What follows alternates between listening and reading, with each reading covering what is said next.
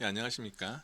이번 영상에서는 2025년에 선고된 2023도 41864, 41817 병합 판결 관련되어서 이제 부당 노동 행위 구제 신청 시 이제 구제 신청 기간을 산정 관련되어서 계속되는 행위의 의미와 그리고 이제 인사평가와 인사평가에 근거한 임금 결정과 같이 이제 외견상 복수의 행위가 하나의 행위로 묶여서 계속한 행위로 평가될 수 있는 요건이 무엇인지에 관한 내용을 살펴보도록 하겠습니다. 먼저 이제 부당 노동 행위 관련되어서 실체적으로 노조법 81조 1항은 이제 5개 각호를 두고 있는데 그 중에 1호가 이제 노동조합에 가입하거나 조직하는 것을 이유로 불이익한 행위를 하는 것을 불이익 취급의 부당 노동 행위라고 규정하고 있어요. 그리고 이런 부당 노동 행위에 대해서 이제 한국법은 두 가지 방식의 이제 구제를 인정을 하죠. 첫 번째는 노동위원회의 부당 노동행위 구제 신청 제도라는 행정적 구제를 두고 있고, 두 번째는 부당 노동행위 자체를 범죄로 인식을 해서 이런 행위를 하게 되면은 이제 형사 판결로 막바로 가서 죄를 과형하고 있어요. 그 외에 이제 별도로 규정되지 않지만 부당 노동 행위가 위법이기 때문에 이로 인한 손해에 대한 손해배상 또는 이제 가처분까지 인정하는 민사적 구제도 인정이 되는데, 그 중에서 우리가 다뤄야 될 것은 노동위원회 구제 신청 제도인 거예요. 이제 82호 가게 되면은 2조 가게 되면 사용자의 부당 노동 행위로 권리를 침해당한 근로자 노조는 노동위원회에 그 구제를 신청할 수 있다. 그런데 이 구제는 신속한 구제를 전제로 하는 제도이기 때문에 단기에 이제 구제 신청 기간이 정해져 3개월이거든요. 구제 신청은 행위가 있은 날로부터 3개월 내에 행해야 된다. 좀 짧은 편이긴 해요. 해외엔 6개월 된 나라도 꽤 있는데, 그런데 이제 그렇게 되다 보니까 하나의 행위가 계속하는 경우에는 기산점 자체가 있은 날이 아니라 그 행위의 종료일까지인 거고, 그렇게 되면은 그 행위가 계속되는 도중에 신청하는 건 너무 당연히 가능하죠. 아직 기산점 자체가 도달하지 않았기 때문에 계속되는 부당 노동 행위의 도중에 구제 신청하는 건 당연히 가능해요. 이런 상황에서 이제 계속된 행위가 무엇인지가 문제가 돼요. 그냥 아주 이제 단순하게 하나의 행위가 자연적으로 하나의 행위가 계속되고 있으면 해석상 다툼이 없겠죠. 그냥 계속되는 거니까. 문제는 이제 이 사안 같은 경우에는 이제 한국의 경우에는 이제 인사평가에 따라서 임금을 결정하는 경우가 꽤 많잖아요. 그런데 어느 인사평가와 그 인사평가를 근거한 임금의 결정은 외견상으로 두 개의 행위이지만 묶어서 하나로 볼 수 있지 않겠느냐가 다투어진 거고, 이와 관련되어서 내용을 보면 수개의 행위 사이에 외견상 별도 행위지만 그 수개의 행위가 의사의 단일성이 있고 행위가 동종 동일성이 있고 시간적으로 접속되어 있다면 계속되는 행위에 포함된다라는 것을 명시적으로 처음 설시한 판결이에요. 의미가 있죠. 근데 여기서 이제 좀 구체적으로 보면 인사평가를 매년 해요. 매년 정기적으로 실시되는 인사평가와 그에 따른 임금 결정이라는 것은 외견상으로는 1행위, 인사평가와 2행위, 행위가 나뉘어 있지만 하나의 기간 내에 이루어진 인사고과와 그 결과에 따른 임금 지급은 계속되는 하나의 해를 볼 수 있다라는 것이 이 판결이 핵심적인 내용이에요. 다만 여기서 붙는 게 두 개가 더 있는데, 이제 인사평가는 보통 연 단위로 하잖아요. 작년의 노동에 대해서 올 초에 인사평가하고 올해 1년 동안의 임금이 결정이 돼요. 이게 하나의 단위 기간이에요. 이런 하나의 단위 기간 내 인사평가 각각의 임금 지급기에 임금 지급 감액된 부분들은 묶어서 포괄하여 하나의 행위지만, 판례는 방금 말한 것처럼 2023년도의 근무 실적에 대해서 24년 초에 한 인사고과와 이에 근거한 매번의 임금 산정은 하나의 행위야. 계속된 하나의 행위니까 아직 기산점도 도달하지 않은 거예요. 2024년 말까지. 하지만 단위 기간을 달리한 인사고가, 즉 24년의 인사고가와 23년의 인사고가 두 개의 인사고가는 시간적 연속성이 단절되기 때문에 원칙적으로 하나의 행위로 볼 수 없다라고 판시를 해요. 잘라주는 거죠. 뒤에 보시겠지만 이게 인정되면은 이제 너무 구제 신청의 범위가 넓어진다라는 정책적 고려가 있는 것 같아요.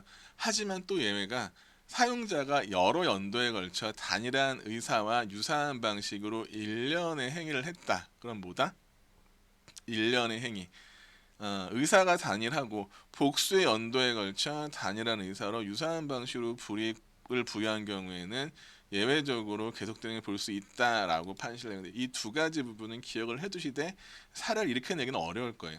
한편 부대 신청 기간의 판단 기준은 구체적 사실을 기준으로 판단해야 된다.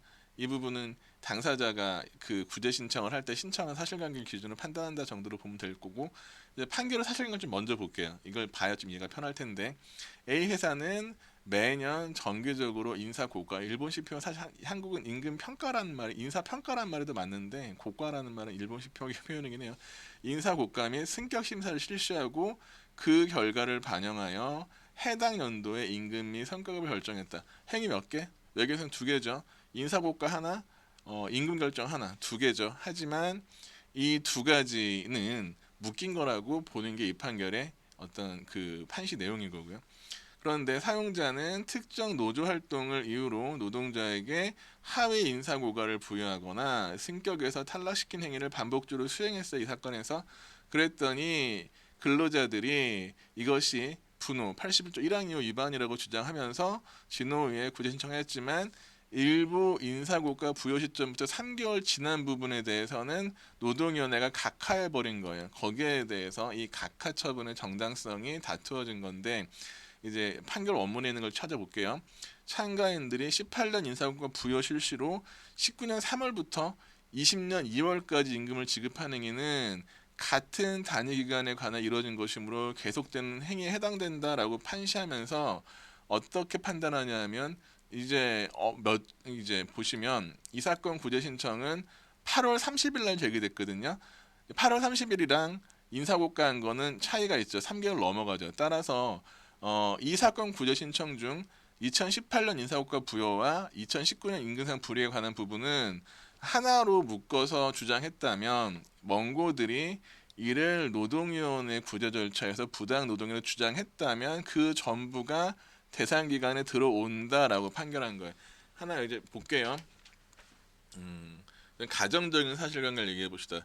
만약에 이 경우에 부당 노동행위 구제 신청을 하면서 신청 취지가 명확하게 인사고과만 따졌어요. 2018년 인사고과가 불이익 취급이다 라는 것만 이듬해 8월에 신청했으면 이건 각하가 맞아요. 왜냐하면 당사자가 주장한 사실관계에서 뒤에 계속된 행위가 주장이 안 됐잖아요. 하지만 이 사건에서 재반 사정으로 비추어 볼 때, 뭐 이제 기재 사항을 볼 때 이 인사고과와 그 이듬해 있는 1년의 각 월의 임금 지급을 묶어서 하나의 계속되는 행위라고 당사자가 주장을 했으면, 그때는 두 행위가 묶여져서 하나의 계속되는 행위니까 아직 부당노동행위 구제 신청의 신청 기간에 기산점도 도달하지 않은 거예요. 이 시점에서는. 그러니까 이건 전부 다 대상에 들어오고 각할 수 없다라는 판결이고, 이해하시고 요지로 넘어가 보겠습니다.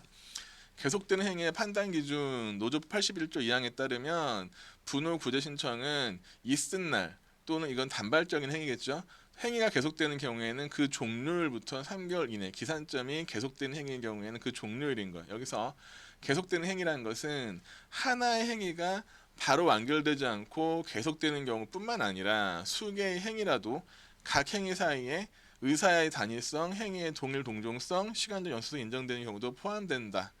이게 전형적인 경우가 일정한 단위 기간마다 매년 인사고과나 승격 심사를 하고 그 결과에 따라 임금을 결정한다. 행위가 몇 개? 외견상 두 개. 인사고과와 임금 결정. 하지만 이 두 가지는 포괄적인 거잖아요. 인사고과와 임금을 결정하는 것은 이제 이런 사업장에서 사용자가 노조 활동을 이유로 근로자에게 하위 인사고과를 부여하거나 승격 탈락시키는 것은 통상적으로 임금상 불이익을 주는 의사도 포함되어 있다. 의사가 하나다. 따라서 하위 인사고과 부여 또는 승격 탈락은 특별한 사정이 없는 한 같은 단위기간, 즉 해당 연도에 같은 단위기간, 즉 연초에 실시하는 인사고과에 대해서 그 연도 1년 동안에 지급한 임금에 대해서 하나의 행위를 구성한다. 결국 위 사안에서는 당해 연도의 12달 동안의 임금 지급 모두와 인사고과를 묶어서 하나의 행위로 보는 거죠. 다만 기간을 달리하는 단위 기간을 달리한 2023년, 2022년의 해가 다른 인사고과 부여 등에 대해서는 이를 하나로 보기는 어렵다. 왜냐하면 이렇게 보게 된다 그러면은 먼저 시간적 연속성이 존재한다고 보기 어려울 뿐만 이론적으로는 시간적 연속성이 존재하지 않는다라고 간단히 설명을 하고 실제는 뭐다? 구제 신청의 범위가 너무 과도해진다라는 정책적인 고려가 들어간 거예요. 이는 애당초에 구제 신청 기간을 3개월 단기로 정한 제도 취지에 맞지 않는다라고 하고 하지만 네버덜리스 그럼에도 불구하고 사용자가 여러 단위 기간 동안 단일한 의사 유사한 방식으로 굉장히 포괄적으로 수년에 걸쳐서 하나의 의사를 가지고 미리 계획을 세워서 1년의 부단행위를 실행해요. 뭐 입상할 사항 아닙니다. 우리가 알게 되잖아요. 무슨 뭐 창모 컨설팅에서 노조 분쇄 작업을 하고 파쇄 작업을 하고 감옥 가고 그런 일이 벌어지는 나라란 말이죠. 그렇게 커다란 하나의 포괄적 의사랑 계획을 가지고 수년 동안의 인사고과를 한다. 그럼 그건 묵고 산으로 봐야 된다라는 예가 있는 거죠. 그리고 이거는 약간 이제 민사 소송이나 그런 데에서 청구 취지나 이제 청구 이유 적는 거와 비슷하게 노동위원회에 구제 신청을 할 경우에도 구제 신청서에 이제 부당 노동행위로 주장하는 구체적인 사실을 기재해야 되고 노동위원회는 그 기재 사실을 가지고 판단하는 건 맞아요. 하지만 구제 신청 절차는 엄격한 소송 절차가 아니잖아요. 그러니까 근로자나 노동조합이 구제받고자 하는 사항은 민사소송의 청구치 엄격히 해석할 것은 아니고 신청의 전 취지를 보아 어떠한 구제를 하고 있는지 알 수 있을 정도면 된다라는 말은 왜 나오냐면 이거 행정 절차인 거잖아요. 국가가 개입하는 절차인 거니까 널리 볼 수 있다 정도로 보시면 되고 이제 사례 문제를 볼게요. 이 문제 이 판결도 25년에 추가로 된 문제라서 모의고사가 있진 않고 새로운 판결인 거잖아요. 그러니까 25년에 공인노무사 문제에서 초출, 그러니까 발췌해서 내용을 좀 갖고 가볼게. 공인노무사 문제는 사실은 좀 더 길고 거기에 이제 작은 문제가 두 개 있었어요. 이제 교섭단위 분리에 관한 거 쟁점 하나, 그 다음에 지금 본 이제 구제 신청 관련된 계속되는 기간 해석에 관한 문제가 두 개인데 그 중에 두 번째 걸 쪼개서 40점 문제로 좀 바꿔보았습니다. 문제 볼게요. 상시 근로자 1,300명 A 회사 사무직 생산직 근로자 있는데 A 회사 생산직군은 80%에 비해 사무직군 노조 가입에 제한이 없지만 가입하지 않았다. 생산직 중심의 A 노조는 단협을 체결했는데 사무직이 반대한 인피제 도입에 대해서는 A제에 무관심하였다. 이거는 그냥 우리 사실관계에서는 사실 중요한 게 아니에요. 제일 중요한 거는 노조가 새로 생긴 거야. 그런데 A 회사는 사무직에 대하여 매년 12월 특정한 주기별로 인사고과를 해요. 그리고 그 결과에 따라 다음의 임금을 결정해요. 하나의 단위에 대해 인사고과하고 다음의 임금을 결정한다. 행위가 두 개를 보인다. 근데 A 노동조합에서 이 단체 것을 요구한 노조 대표자 갑은 22년 말 인사고과에서 하위 등급을 받아 23년 1년 동안의 기본급 5%가 감액되었다. 행위가 두 개를 보이죠. 갑은 객관적이고 공정하지 못한 인사고과의 하위 평가는 노조 활동에 대한 불이익 취급으로 분호에 해당한다고 하면서 9월 달에 신청을 해요. 9월 달에 신청을 해요. 볼게요. 만약에 신청 자체가 인사고과 자체만이라면은 3개월 지났죠. 각하가 맞아요. 그런데 이제 신청 자체가 인사고과 더하기 인사고과의 터잡은 1년 동안의 기본급 감액이라면 이 두 가지가 연속되는 행위라 하나의 계속되는 행위라면은 아직 9월 5일이면은 12월 30일 전이니까 아직 기산점도 도달하지 않은 거죠. 그러면 이 경우에는 제척 기간 그 구제 신청 기간 내에 있는 거죠. 이런데 이제 그러면서 뭐 했어요? 1월부터 9월까지 상당히 지금 신청했죠. 그럼 이 사람의 신청 취지는 뭐예요? 인사고과만 다툰 거야? 임금까지 다툰 거야? 둘 다 다툰 거죠. 그러니까 계속된 행위를 판단할 수 있으라고 이렇게 문제를 낸 거죠. 노동위원회는 노조법에 따라 신청기간 도과의 단위를 각하했다. 이 각하가 정당한가라는 것이 쟁점이 된 사례입니다. 한번 풀어봅시다. 문제의 제기 이 사안은 A 회사의 사무직 근로자 갑이 노조 결성 등을 이유로 22년 말에 하위 인사고과를 받고 이듬해 1년 동안 기본급이 감액된 경우 이런 상황에서 그 이듬해 9월 5일 제기한 분호의 구제 신청이 3개월의 구제 신청 기간 내인 것인지, 즉 인사고과와 그에 따른 임금 불이익이 계속되는 행위인지가 문제가 된다. 81조 제 관련 법리 보면 노조법 81조 2항은 원칙적으로 분호의 구제 신청 기간 3개월이다. 다만 계속되는 행위의 경우에는 그 행위가 종료한 날부터 3개월이 기산된다. 라는 이야기고요. 여기서 계속되는 행위는 단일한 행위는 문제가 없고, 이거는 그냥 의미는 어디가 없잖아요. 행위가 단일하다면 계속되면은 끝나고 나는 거잖아요. 뭐 형법에서 무슨 계속법, 상태범 그런 얘기 나오는 거랑 비슷할 거잖아요. 하지만 수개의 행위라도 주관적으로 의사가 단일하고, 그다음에 행위가 객관적으로 동일하고 시간적으로 연속성이 인정되면 하나의 행위로 본다, 계속되는 행위로 본다 라는 것이고, 특히 주기적인 인사고과 및 승격심사 결과가 임금이 연동되는 경우에는 사용자가 인사고과를 나쁘게 주는 거는 임금 낮게 주겠다는 의사를 포함하는 거잖아요. 따라서 통상적으로 인사고과를 낮게 주겠다는 의사에는 임금을 낮추겠다는 의사가 포함되니까 분호 의사 단일성은 인정이 된다. 이렇게 경우에는 게다가 행위가 동종성 인정이 되고 시간적으로 붙어 있잖아요. 이 경우에는 같은 단위 기간 내 인사고과 임금 부여는 계속되는 하나 행위를 볼 수 있다라고 나오고, 다만 단위 기간 자체가 다를 때에는 시간적 계속성이 없기 때문에 그렇게 볼 수 없다. 하지만 뭐 포괄적으로 하나의 계획하 이루어진 복수년도의 인사고과 같은 경우는 가능하다라는 걸 언급해 주시고 사안 포섭할게요. 이 사건에서 갑은 노동조합 설립 활동을 이유로 22년 12월 말 하위고가 받았고 이듬해 1년 동안의 기본급 감액되었다. 이 상황에서 이제 9월 5일 날 신청했다. 따라서 인사고과 자체만을 기준으로 하면 구제 신청 기간 도구한 것으로 볼 수 있다. 근데 이거는 이 판결의 취지에 나오죠. 구제 신청 기간을 도구항으로 볼 수 있는데, 이제 이게 왜 안 되냐면, 이 사건은 아니냐면 보세요. 뭘 했어요. 임금 상당의 지급을 신청했잖아요. 그런데 이건 아니라는 거예요. 그러니까 구제 신청만, 그러니까 인사고과만 따로 한 것이 아니라는 거예요. 이러한 인사고과에 따른 기본급 감액은 이러한 인사고과에 따른 기본급 감액과 인사고과를 하나의 행위로 평가할 수 있다면 양상이 달라지는 거죠. 그럴 때는 이 구제 신청은 계속되는 행위에 대한 신청으로 도가가 아니다라고 볼 수 있다. 이거 문제의 내용이죠.